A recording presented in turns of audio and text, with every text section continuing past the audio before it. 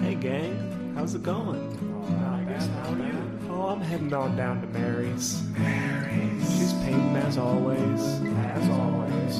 Why don't you come on down? Watch her paint. I like that, alright.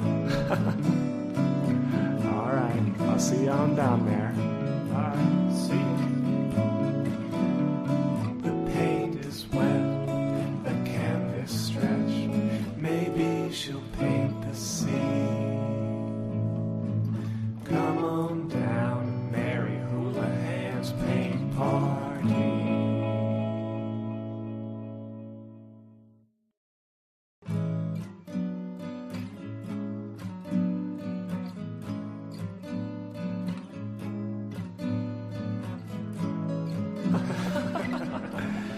Hey gang, how's it going? I guess how are you? Oh, I'm heading on down to Mary's. She's painting as always. As always. Why don't you come on down? Watch her paint. I like that, alright. Alright, I'll see you on down there. Bye. See you. The paint is wet, the canvas stretched. Maybe she'll paint the sea. Come on down to Mary Houlihan's paint party.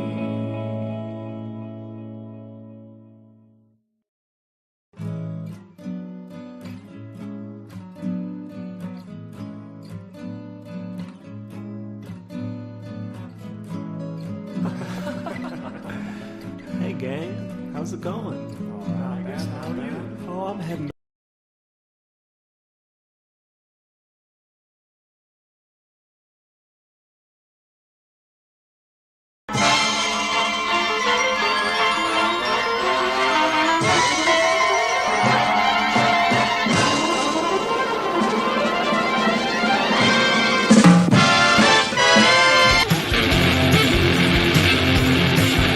Mary Houlihan's painting party. This ain't your daddy's painting class. Ladies and gentlemen, it's Mary Houlihan. Oh, wait. Oh, okay, hold on. Coming. Any second now. Hold on. Oh, hey.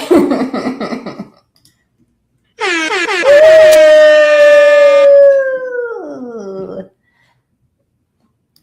Yay. Hi, Dendroleon. Hi, Mask for Mask. I've realized one of the only coolish people at my parents' STEM meetings is the new owner of the big comedy club in Rhode Island. Book me alert! Oh, yeah. I've got a pretty good blinds situation because it's quite hot. It's a hot one, Rob Thomas style.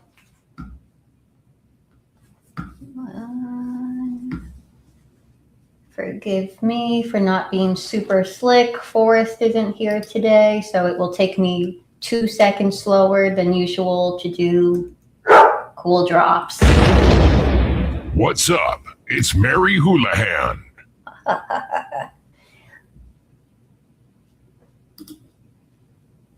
P, you're Greta's dad, right?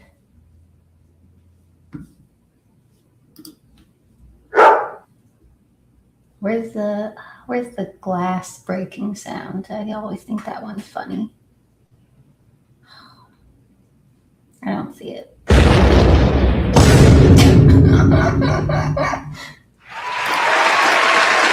Greta's dad. Yes, we had a show months ago, the day that the Kansas driver's license bill passed. And P was here, P being Pilgrim, and he said, my daughter's gonna move to California because she can't fucking drive anymore. And so me and Alice got dinner with his daughter Greta, and she was funny and nice. Forrest and Emily are vending. They're selling Emily's wares. Everybody check out Emily's wares.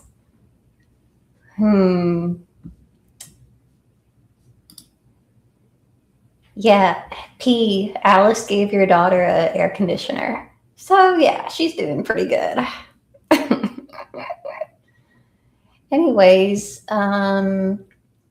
if you guys watched last week, we interviewed Travis Irvine, who's a comedian and also has run for office a bunch of times. And I was telling him I hates the congressman where I used to live, and I kind of feel like I should run for office because no one else is doing it, but I don't want to do that at all.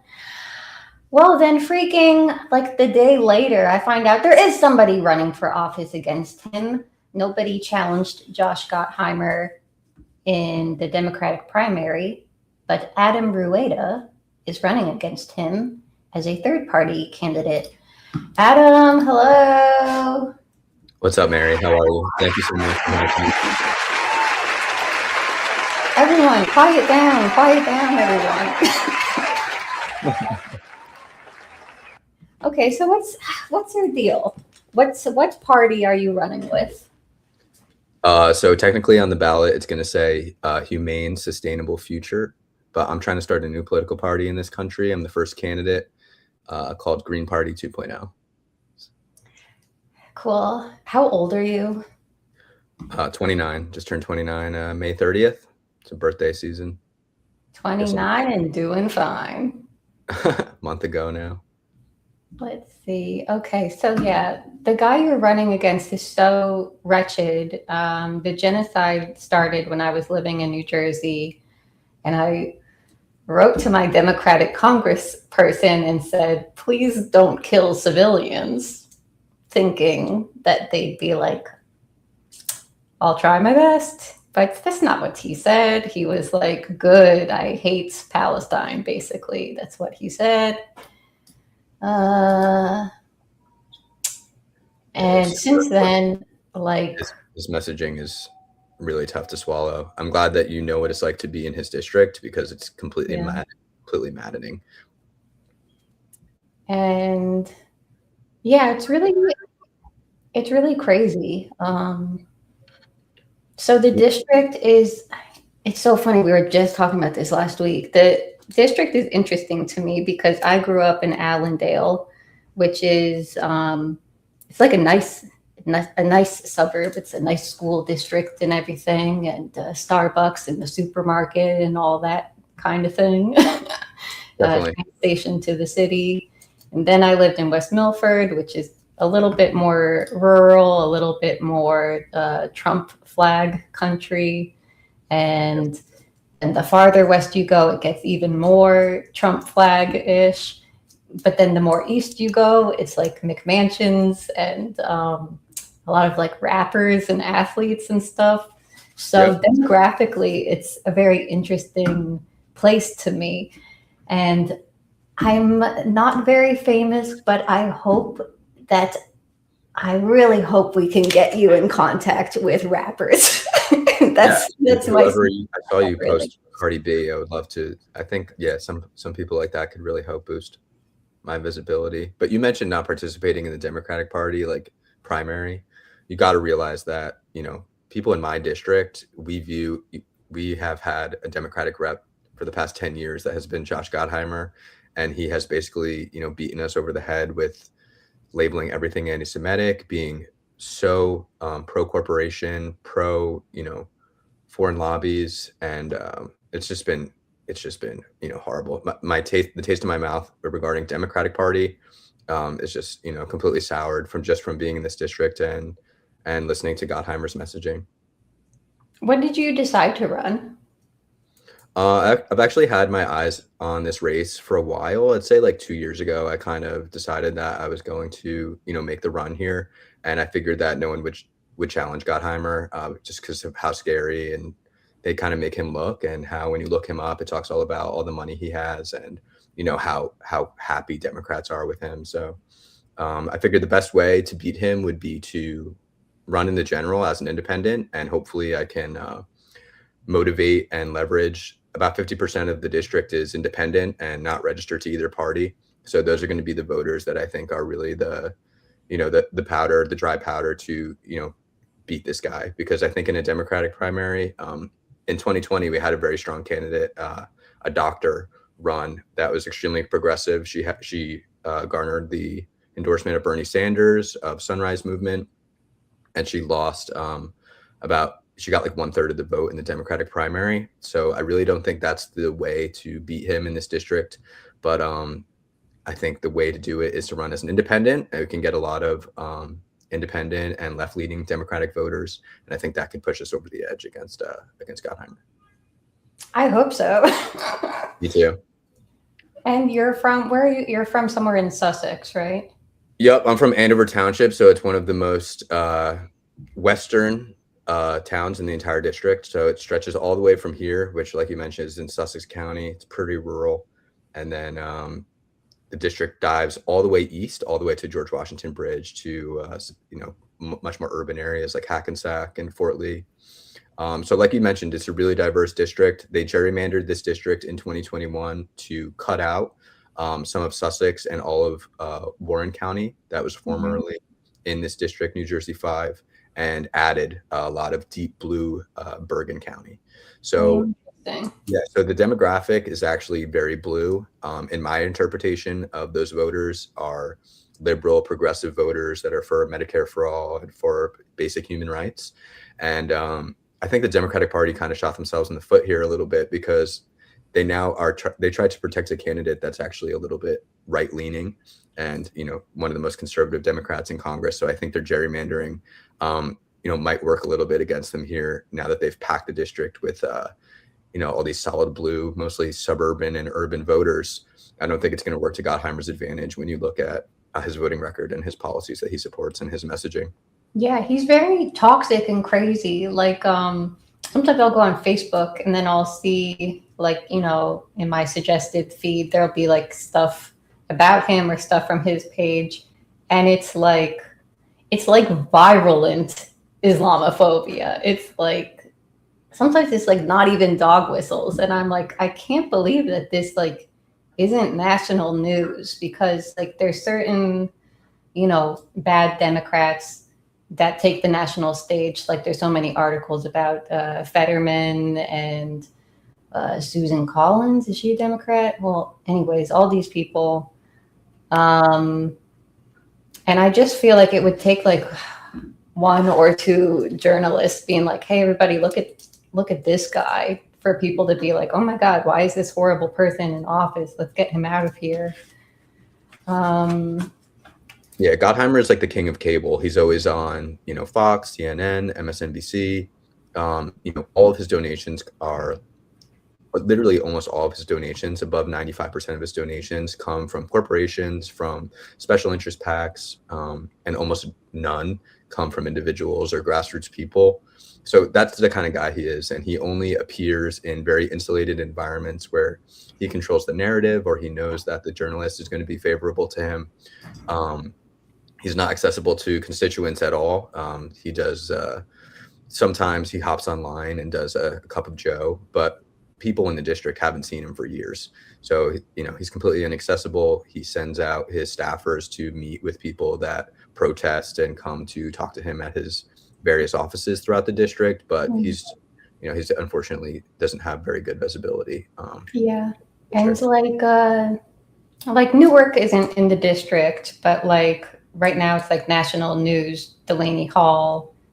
And like, I feel like every Democratic representative in New Jersey should be talking about this, but instead he's writing legislation saying we need to condemn Hassan Piker. And also he's collaborating with a Republican to write that legislation.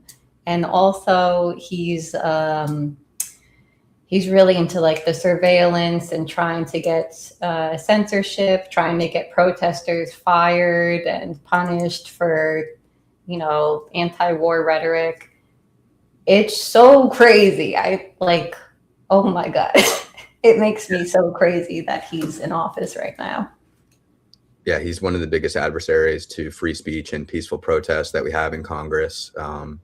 He came down hard on Teaneck high schoolers for, a pro-Palestine, peaceful pro-Palestine protest.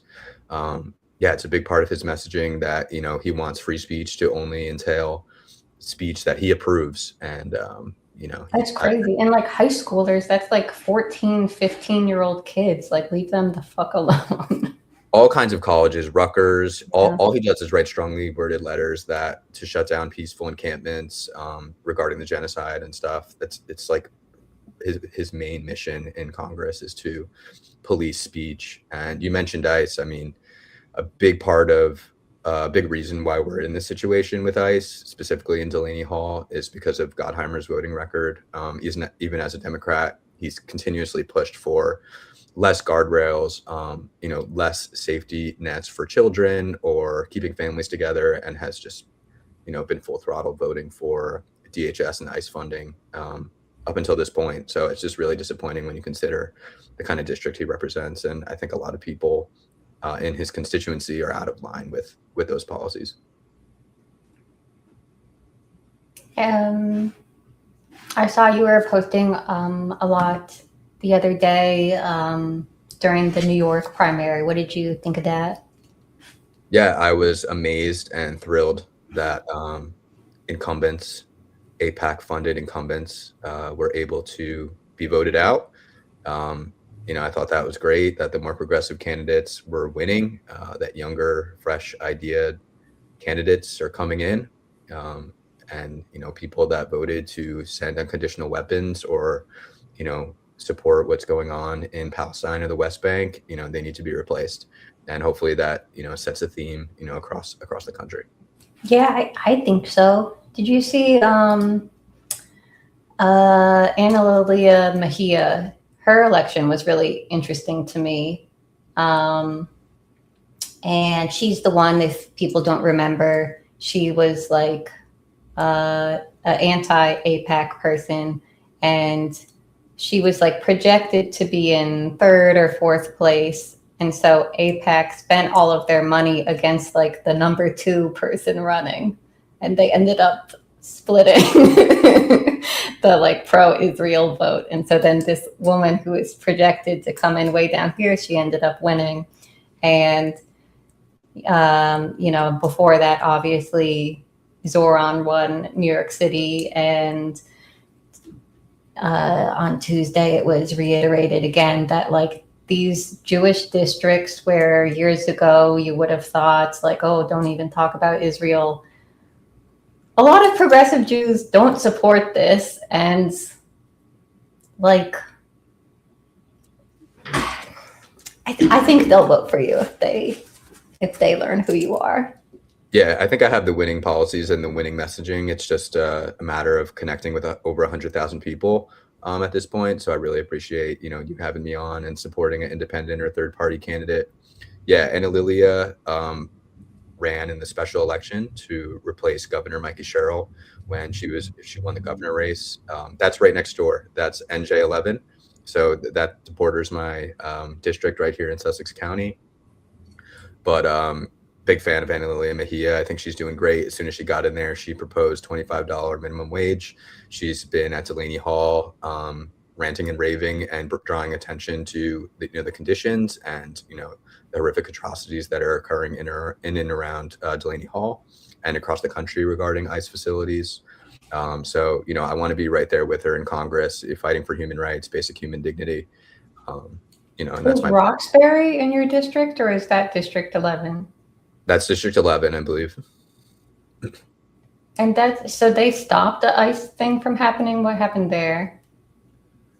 Yep. So I was involved in that protest, peaceful protest. There was a lot of activity from the community regarding peaceful protests at the Roxbury Town Council Center building, outside of it, and then also within the town council meetings. Many people came and gave their thoughts that we shouldn't have the Roxbury ICE detention facility in our community, that nobody wants it. And even regardless of how you feel about immigration, we didn't have the water capacity or the sewer capacity for a warehouse that was going to house thousands of people. That was the plan. So I'm excited and happy that Mikey Sherrill sued and stepped in to, stop that detention facility. And then the news is recently that Department of Homeland Security, DHS, is going to sell that building back to. Oh, that's awesome. Yep. So that's the most recent development. And that is all on the backs of local activists, Sussex Visibility Brigade, local DSA, Skylands DSA chapter. We've got Climate Revolution, CRAN, which is all over the country pushing against data centers and ICE facilities. Indivisible groups up here. We have Sussex Indivisible. So really up here, we've been able to push back against an ICE detention facility, which is supposed to hold thousands of people. That's right next door to my district as well. And right in my district, we were able to get a giant 50,000 square foot data center also canceled in Andover Township. That's where I live in Sussex County. So we've got some magic up here of people power and community powered politics. And I'm hoping that continues into our election for New Jersey 5. Yeah. How's your ground game? Do you have door knockers? Do you have lawn signs? How's that going? Yeah, so I really need fundraising at this point for that kind of stuff, but doing what I can on social media and beginning to get more campaign infrastructure and volunteers on board and in the group chats. And, right now really need fundraising, but have some wheels turning on that end as well. Here's some ideas. I think you should watch the video that my friend Travis Irvine made about when he ran for office years ago. He had, the car with the decals and the megaphone. Oh, nice. I think that would be good. I think you should go to Lunar Fair. Do you know what Lunar Fair is? Yep. You should go to that. You should flyer at that, have a little tent. Right.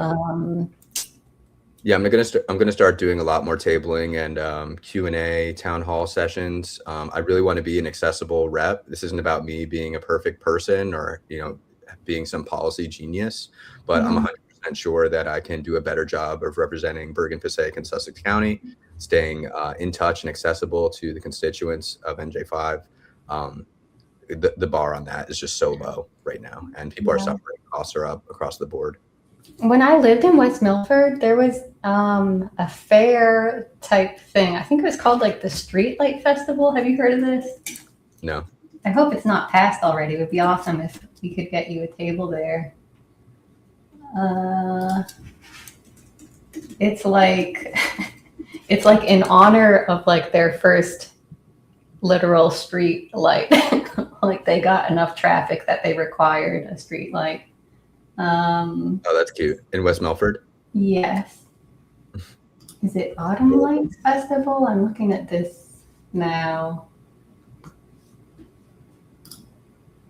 But I feel like West Milford is a really interesting place to me. I wrote about it a lot when I was living there because I had always lived in very liberal places and then was living in a place where people have Trump flags, American flags, bumper stickers. But in talking to people, like they seemed more like anarchist or like it seems like we did agree on things, but they thought they were conservative. Do you know what I mean? Like, I feel like the people that live there, I think they would really respond to your message. And they would probably like that you're not a Democrat. Yeah, people, you know, I did all of the gathering of petition signatures for my campaign personally, but I really learned a lot from doing that and connecting with voters and talking to them about different issues. And people are definitely open-minded to a young independent candidate, you know, from what I've seen. And, you know, the CNN article came out, I think last week, that it said like 45 to 47% of people identify as independent. So there's your new party right there, is that kind of voting block. And I think that's the way we're headed, is we're going to have new parties, new brands in our Congress of political ideas, and new coalitions to start accomplishing, you know, focusing on issues, majority issues, you know, little by little, because this hyper-polarized two-party system is not working. The super strong partisanship and hardline system is just not working. And I think to your point, the people in New Jersey 5 are pretty aware of that. And you know, even people that voted for Trump are not, a lot of them are not happy with how things have gone. Yeah, I think especially like when you're online and like the social media sites feed into this, they're very into like left and right and people just yelling at each other and only talking about Trump, loving Trump or hating Trump. And it's very annoying to me because when I talk to people in real life, that's not how they talk. Yeah, And, they make it as toxic as possible. They want, you know, people to not participate in politics. I think a lot of people are just sick and tired of hearing about it, and are disillusioned with politics in general. So you kind of really have to grab them by the wrist and be like, listen, I'm not a politician. I want to do the right thing. I grew up here. And then people, you know, will hear you out. But, you know, just to be another Democratic or Republican candidate, I think would have had even like less success than I have had thus far. mm-hmm. We should get you hooked up with veterans too. Yeah, no, I'm open-minded to talking to everyone, and I'm going to try and hit as many people as I can before November, and I'm going to be running strong through November, no matter what happens. I agree with some of the comments that, you know, it is a uniparty and it's all controlled opposition, and you know, hopefully people that are not controlled opposition and really want to fight for working class, working people, tenants, you know, Mm-hmm. can be elevated to positions of power. I have two friends that are veterans. One of them I went to high school with. He's from Upper Saddle River, and that's kind of interesting. Like, people think of Upper Saddle River as being a very swanky town, but he's not a swanky person. Like, he's been there for generations. So like, he couldn't go to college. He went to the military. And I have another friend from West Milford. He was a Marine, and both of them are like total Bernie bros. And again, like, I feel like the stereotype is like, oh, every veteran is like a Trumper and totally conservative. But these guys, I love talking to these guys about like world politics, because they're like, we've been to the Middle East. We've seen what it's like. And like, Muslims were nice to us. Muslims made us dinner. Muslims fought side by side with us. And we were just there to make people money. We didn't help anything. Yeah. We left and nothing changed. And like, I feel like sometimes people on the left overlook veterans as like possible allies, because they're like the most knowledgeable people on why we shouldn't be going to war and why we're not accomplishing anything over there. Yeah, I hear you. I'm not in the mindset of overlooking anyone. I believe that, you know, even people that voted for Trump, I think that their opinion can change, and that's natural to evolve your opinions and see how things are playing out. Yeah, I agree that veterans are actually people that know the cost of war are actually, you know, sometimes the most for peace and want to avoid conflict.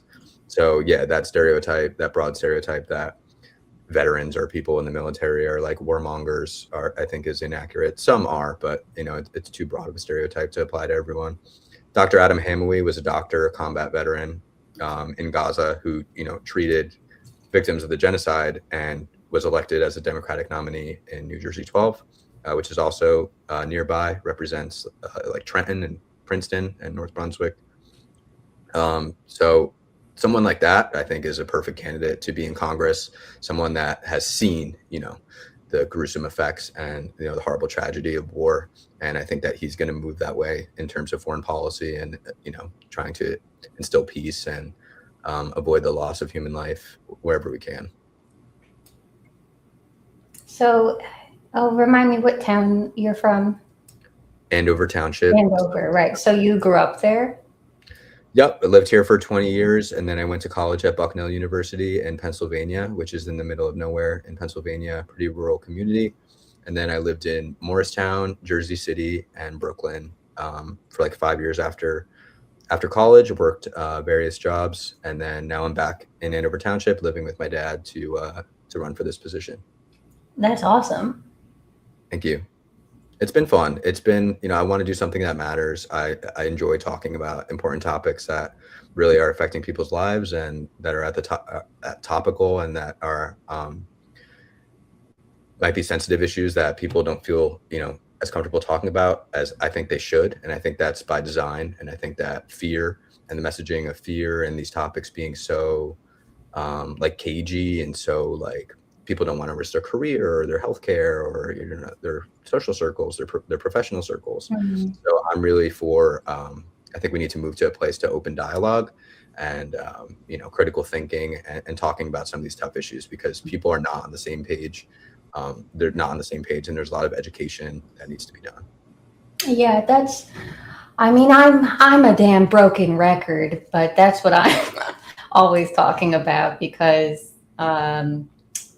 I've been like a actor and a comedian, and for a lot of years, I just felt like it's like barely better now. It's a tiny bit better now. People were really not wanting to talk about anything, and really not wanting to talk about Israel because we have peers in the business who are super pro-Israel, and if they're more famous or more powerful than us or have more money than us, or they talk a lot of shit and make up rumors about people are I don't want to get on that person's bad side. Whereas I feel well, just if enough of us talk about it, then we won't have to worry about that. But a lot of people are still scared to do that, but I'm not really scared because I've never set out to be an actor. I just kind of lucked into some acting jobs, and if I never acted again, that would be totally fine with me. So I guess I feel like I'm in a privileged position where I can talk about stuff and don't have to worry about burning bridges or people thinking I'm a stinker. Yeah. I'm for free speech. I think that we do live in a little bit of a coercive society where it makes it hard to have a political opinion, or at least an outspoken political opinion at most jobs, and people are scared to lose their career or their salary or their healthcare, which are often all very intertwined. So, it greatly discourages people from activism, from being vocal on issues, even if they care about them a lot. Mm-hmm. Even my close friends that I went to college with, if, are sometimes discouraged from donating to my campaign because they have a lot of compliance they have to go through. Yeah. A professional job, and they have to report it to their boss or so on and so forth. Meanwhile, we have, lobbies that represent international governments pouring in hundreds of thousands of dollars, millions of dollars. We have agents pouring in millions of dollars. So it's so backwards. Yeah, it's really crazy. I met up with a friend. I have so many. There's a lot of people I know who I'm oh, they're so cowardly. They never say anything. But I also know a lot of people who truly can't say anything because of their job or whatever. I had one friend. He's employed by a college, and he's not allowed to say anything publicly on social media about politics. Yeah. I have a friend, he started a 501c3. He was oh, we're going to do fundraisers and raise money for CAUSA and all these causes we care about. And then he just kept running into trouble where he was like, the whole point is to raise money for these things, but I'm always getting into red tape over like, this is too political, you can't donate to that. And or just like fear of people calling complaints on you, like telling on you and trying to get your 501c3 status removed. People could do that if they don't like your politics. I have a relative who he texts me all the time and he's like, I love what you're doing. As soon as I reach retirement, I'm going to start talking. It's unreal. And, I would like to move towards legislation that protects a little bit more of political free speech, because that's really the free speech that we need, and, if we could move towards some kind of federal legislation that allows political speech and makes it illegal for your employer to, instill retribution against you in any way for having a political opinion or how you vote, I think, or what you share on social media, I think that would be really valuable and get back to what the First Amendment, I think, was actually intended for, which was to foster, open dialogue and critical thinking in this country. I don't know if you're familiar, I'm sure you are maybe, of Milot Quiros. She's a congressional candidate running for Colorado 1. It's the Denver area. Yeah. Mm-hmm. She's great. She's really cool. And she's a lawyer. She was a lawyer. And part of her story is that she was fired from her lawyer firm for posting pro-Palestinian comments and pro-Palestinian articles like about a year ago or more ago. So that's a big part of her story, as that's why she chose to go for Congress, because she realized that her rights are being infringed upon. So I think that she's one of the best candidates in the country. She's going against a corporate Democrat as well, Diana DeGette in Colorado. So it's a bit of a similar race to here in NJ-5.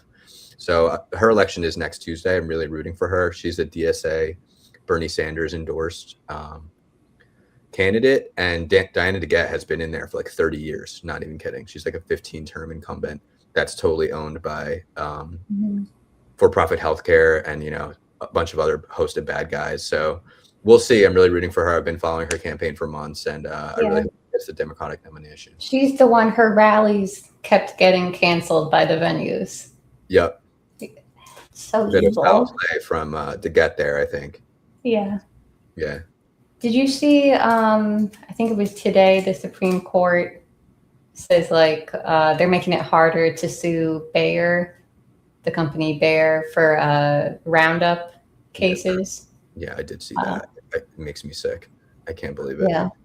It's the campaigning for like Make America Healthy Again had some decent points in terms of stabilizers and chemicals and poisons that are put into our food deserts, and also points about Roundup and spraying chemicals into our air. So that can all be reversed. I mean, we basically have a rogue Supreme Court right now, I would say, that's acting politically. They're not like standing alone as an objective Supreme Court. I feel like they have like a political conservative agenda. So I would support expanding the Supreme Court so we can balance it out as soon as possible. And when you talk about Monsanto or really anything regarding environmental regulations, same kind of thing. We have to reverse and remand everything that Trump has done regarding the environment, because he's not acting in good faith. He's bought and paid for by big oil. They donated 9 figures, hundreds of millions of dollars to his presidential campaign. So he's not acting on the basis of science or any kind of core logic. It's just we have like President ExxonMobil. So it just drives me insane, and it's a big reason too why, regardless of the Democratic Party, and if it was more attractive in this district, I think that we do need green politics represented at the federal level, because the climate emergency is getting to a tipping point, more and more and more. To your point about Maha, that was another thing that was very frustrating during this last presidential election. Like, I felt like I was just watching a train crash in slow motion. It was so obvious to me, like, what the mistakes were that the Democrats were making. And I was just like, just say this, and then more people will vote for you. Like, just say something about Gaza, let one Palestinian or Muslim person speak. Please do that, one. Right. And two, like, I'm vaxxed. I love the vax. But there are people out there who aren't crazy, and they are like, why is there poison in my food? Or like, Right. you know, they're upset that Big Pharma donates to so many people in office. Like, those aren't crazy complaints. But they were kind of saying, like, everyone in Maha is insane. Don't listen to them. And it's like, you doing that made them all vote for Trump. Yeah.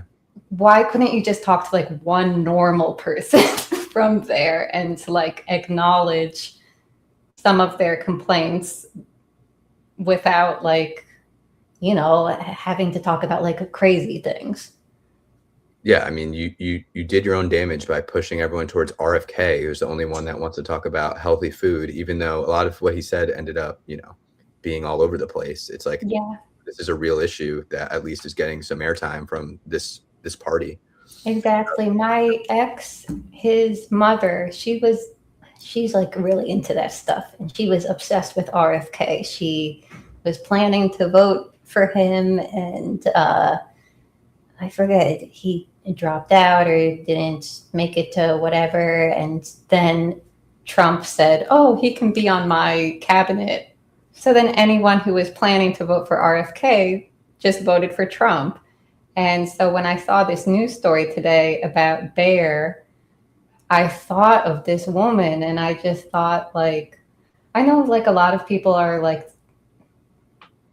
they don't want to entertain like feeling bad for Trump voters. They're very like, fuck around and find out. Like, I did feel sad for this woman. Like, she thought that Trump and RFK were like going to do this one thing for her, and they completely lied to her. Like, that makes me sad. It is sad, you know, that his entire campaign was basically a lie.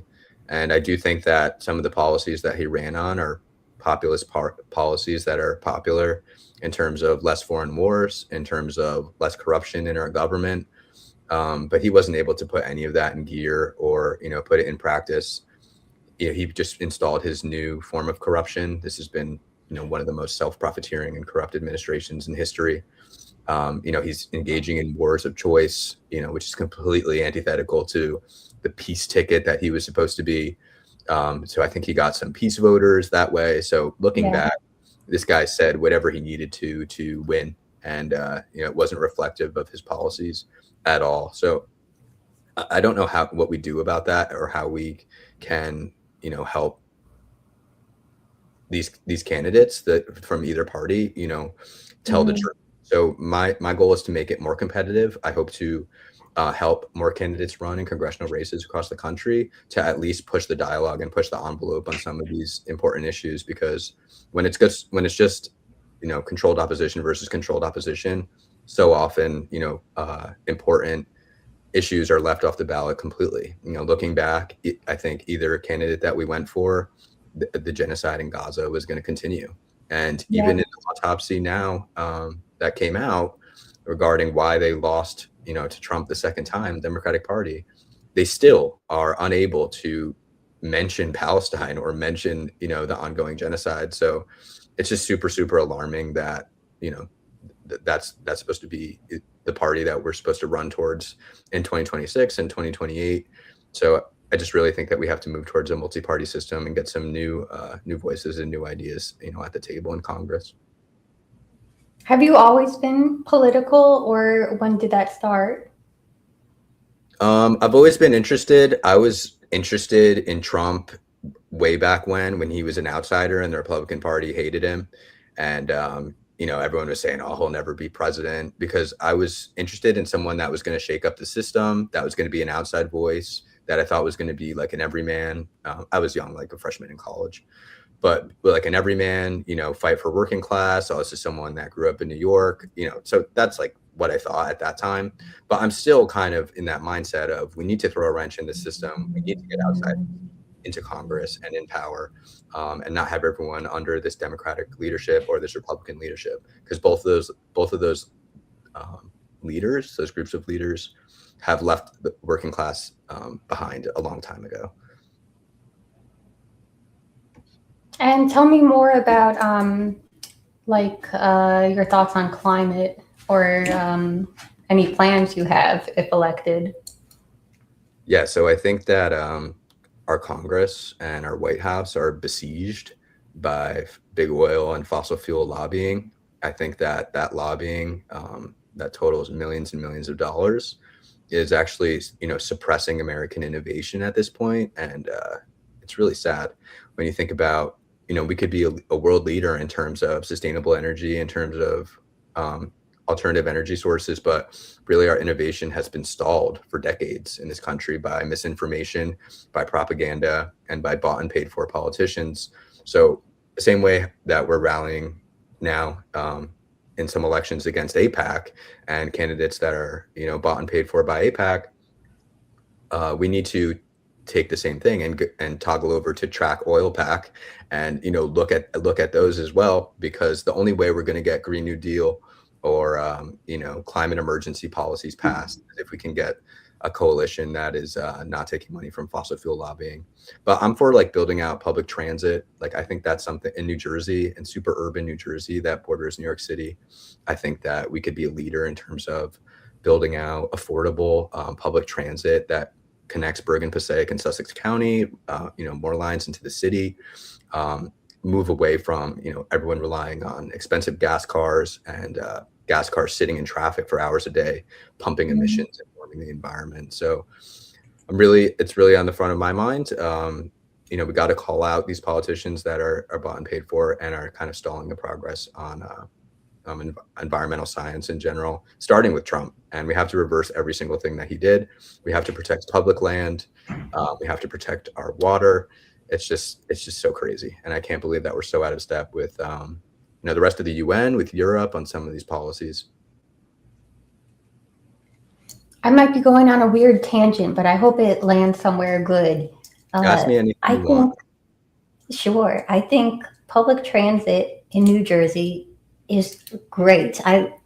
Frankly, I love New Jersey. I just think it's one of the best states. It has a lot of good qualities. It could be better, but there's a reason that it's so densely populated. And so Exactly. People love it. And so where I grew up in Bergen County, it's very known for having amazing public schools. Everyone wants to move there and send their kids to the public schools. Mm-hmm. And all these towns are really small. All these towns are just a couple miles wide, and they each have a train station. And so when I take the train,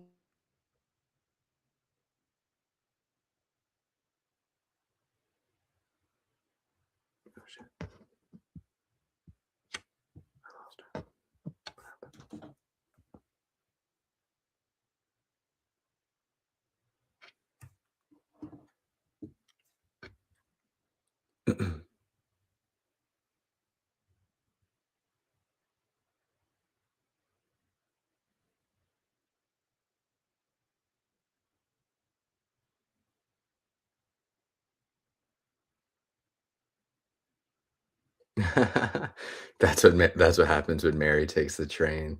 That's hilarious. I mean, I think it's decent where public transit is at now in Jersey, but it could be way better.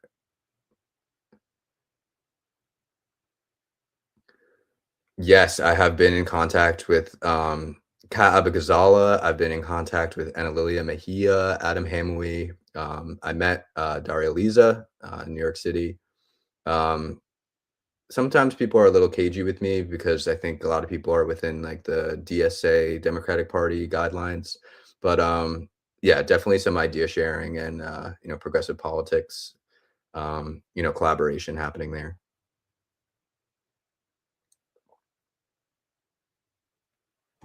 I'm back. What's up? Sorry, I was holding it down. Oh, good. Thank you for vamping. But what I was getting at is in all of these nice suburb towns with the nice schools, in every single downtown around the train station, there's all these apartments for low income people. A lot of immigrants live there, especially. And so anytime I go on the train, you're not just with like commuters going to the city, you're also going with like moms from Honduras or whatever who are just taking the train 1 or 2 stops to a restaurant or a bagel store or something to go work and make great shifts and great tips on their shift. And I just feel like you see that and you're like, this rules. This is like the land of opportunity. This is like ideal America. This is like how a society should work. And yeah, I never even thought about like if public transit was improved like across the state from like Bergen into Passaic and Sussex, it would be easier for people to get jobs, to go to jobs without having a car. Like business owners would like it. I know every single restaurant owner would like it. They would have more workers want to come to commute easily there. Yeah, I mean, the same scenario that you described can be happening at scale and can be providing opportunity and accessibility to thousands of more residents in New Jersey that are currently priced out of owning a vehicle, or with gas prices being the way they are, might be driving more. So I just think it's a great way to work towards a cleaner environment, towards lessening emissions, as well as, you know, like you said, opening up new opportunities for people that might be super localized because of, you know, restricted access to gas vehicles. Well, I don't want to keep you forever. Do you have final thoughts? Yeah, please follow me. My campaign, Rep Rueda, on Instagram, and also our political party page, Green Party 2.0. If you are willing and able to send any kind of donation to the link in my bio, it's at opencollective.com /Green Party 2-0. Open Collective is a great legal, secure, safe site where you can see all the donations that are coming in, and actually I'm logging where I'm actually dispersing that money. So it's a great way to keep up with the campaign and see how my fundraising is going. It's totally secure. Open Collective in general is a cool platform to check out. And yeah, I mean, I really think that a progressive challenger can give Josh a run for his money in this deeply blue district. I think that both parties really tried to insulate him and incubate him, and democracy has honestly been under attack in New Jersey 5 because you haven't heard a lot about this election, and they tried to kind of just make it a shoe-in that Gottheimer would win again. So they weren't expecting me to come out of nowhere and have the messaging that I do. So super excited to make a run at it and continue connecting with voters all over New Jersey 5. Yes, please donate. Please knock doors. Please get a yard sign. Please put your yard signs on the sides of your cars, and please, famous people, get on board and ask your famous friends to help. Yeah, we need all hands on deck. This is a truly grassroots campaign. This is people powered, but you know, we can shock the world and we can put a new political party into Congress. Like when I'm in Congress, I'm not going to be parentheses R. I'm not going to be parentheses D. I'm going to be parentheses little g for Green Party 2.0. And hopefully there's more young professionals and working class leaders that come up behind me that are emboldened by my run, that want to run as an independent with some of the similar values of pro-earth, pro-health, and pro-human rights. So I really do feel that coming down the pike, and it's just the beginning. Awesome. Thank you, Adam. I hope you win. You should win. Thank you, Mary. I really appreciate it. And maybe we could do this again sometime. Yeah. Bye. Be well. Boop. Okay. Bye, everybody. Woo!